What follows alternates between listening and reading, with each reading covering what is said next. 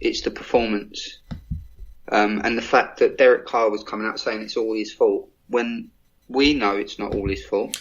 Well, he's just being a leader, he's doing what he has to do. Yeah, but I don't think that's right. I don't think it should be put on one man's shoulders. I think that you have to take it as a collective. You win as a group, you lose as a group. You take it on the chin. But you know what? The silver lining is we have a really good coaching staff now. So, we lost that season, but we got something out of it at least. Yeah, I mean, would I trade that for a Super Bowl? 100%. Yeah. But this is probably the next best thing.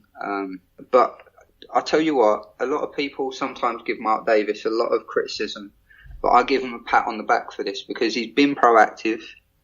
He's got the job done. He said, look, I'm getting rid of this man. I'm getting in this man. I want him. I'll pay him the money. He can have whatever coaching staff he wants. Him and Reggie can work together on all of the free agents, on the draft.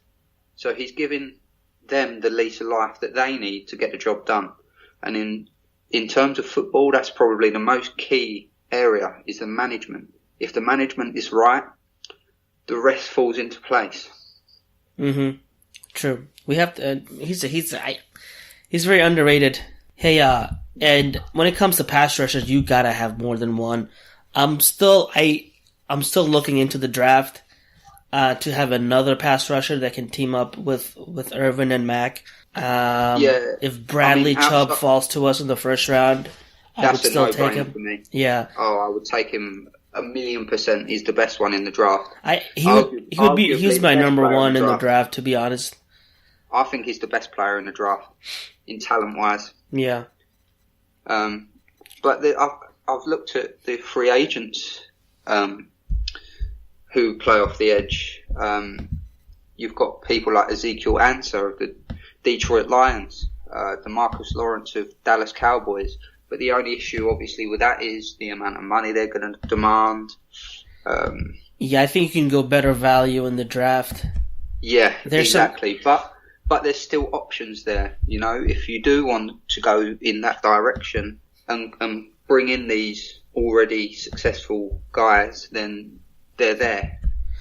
It's all about having that option. Yeah, I don't think DeMarcus Lawrence leaves Dallas. If he tries to leave, they won't get rid of him. He's their best. Yeah, they'll probably franchise him if they can't work out a deal. Guy.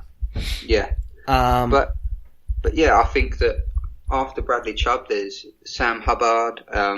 There's a few others. There's a guy like in the second or third round, Dorrance Armstrong from Kansas. If you watch this film, he's really good. Yeah, very underrated actually. Yeah, so I like him. You also have Marcus Davenport, who I wouldn't take in first round just because of his rawness. He would need time to get up there, but if he somehow falls to the second round, that would be an he's not pick. A first rounder for me. I think no, he would definitely be a second round guy. Yeah, and if we could find a D tackle that can rush the passer, that would be great as well. Yeah, but for me, I've said it on my Twitter profile quite a few times. I've been going on about this for quite a while. Adding a running back is so vital for our team because it will just open up a brand new dimension for our team. Hey, one more position. It's Marshall Newhouse in offensive tackle. We can release him and save $1.75 million.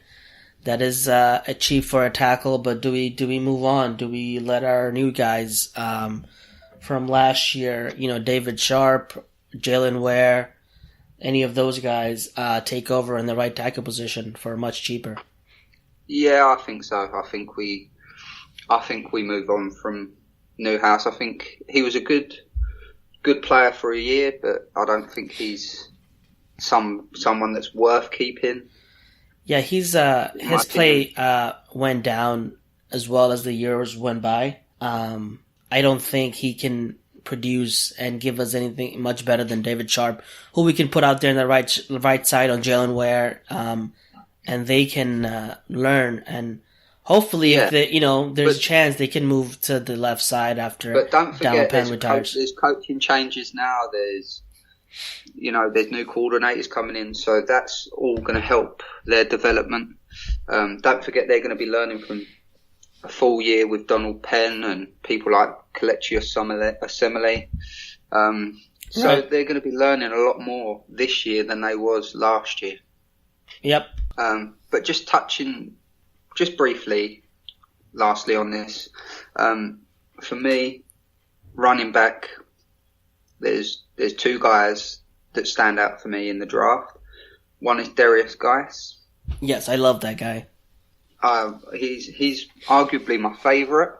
And if he falls to 9 or 10, I really hope that we take consideration in taking him, because I think that Barkley is brilliant, but Geis could just be just as good. I think he's a dark horse in that draft. Now, do you take him at 9-10 overall that early, or do you take Sony Michel round 2? That's a good question as well. That's something to think about. That is a tough question because both of them are very good. But for me, I've put it on my Twitter feed as well. Geis, Okay. for me, just adds that extra dimension to the offense that I've been going on about. He's good with his hands. He's got speed, power. I just think that he's a good fit Right. What we're trying to do. Barkley's going to go early. We know that. Barkley's going to be going before probably 6th. No, it could surprise you. You know, that a lot of things happen in the draft. You can have a team like Arizona move up into the top 10 and take a quarterback and leave us with either Minkah Fitzpatrick or not Roquan, with Chubb or the running back. So we might have a hard choice. Yeah, but I mean, if Barkley's there at 9 or 10, you have to take him. Yeah. You have to. It's not a debate. It's literally you have to take him. But if he doesn't fall that far and Geis is still on the board, I would definitely take him as well.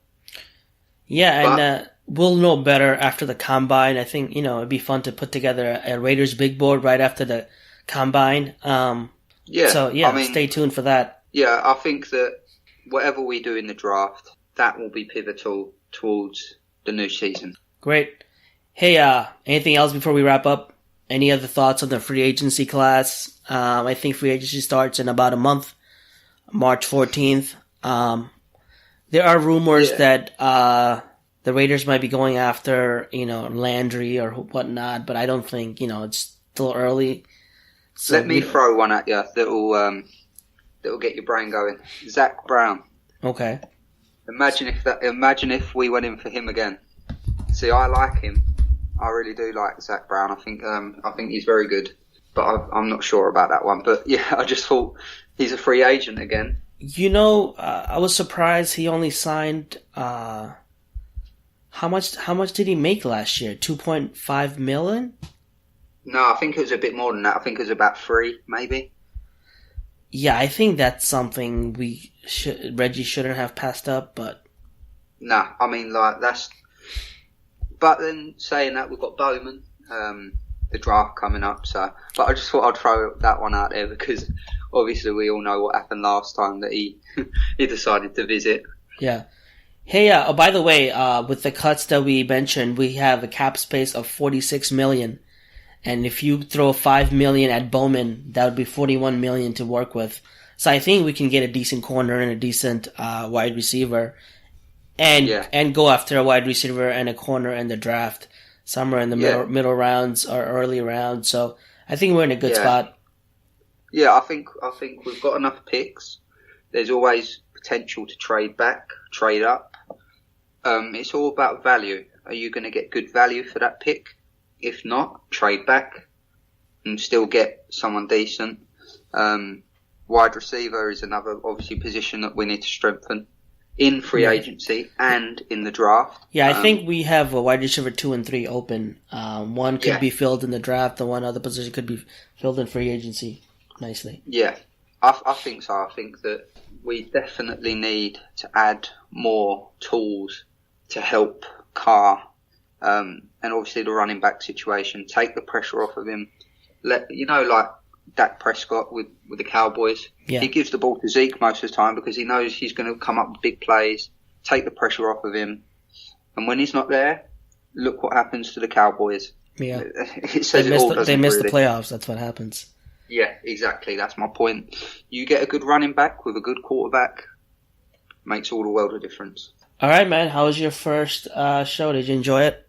Yeah, it was nerve-wracking a little bit. It's all right. Obviously, No, not done this before. You did awesome. But Yeah, I love the Raiders. So, and obviously I write about it. Yep, RaiderRamble.com. Yep. I enjoy it. Obviously, I'm dedicated. I stay up till late watching Yeah. college football as well. I love the draft. That's what I predominantly really like to talk about is the draft and things. But I just love the Raiders, so I could talk about them all night. All right, man. It's good to have you. Let's have some fun. Thanks for listening. We'll be back again next week. Catch us on Twitter at the Raider Lounge Pod. And our bios are in there as well. Thanks for listening. All right, until next time, go Raiders.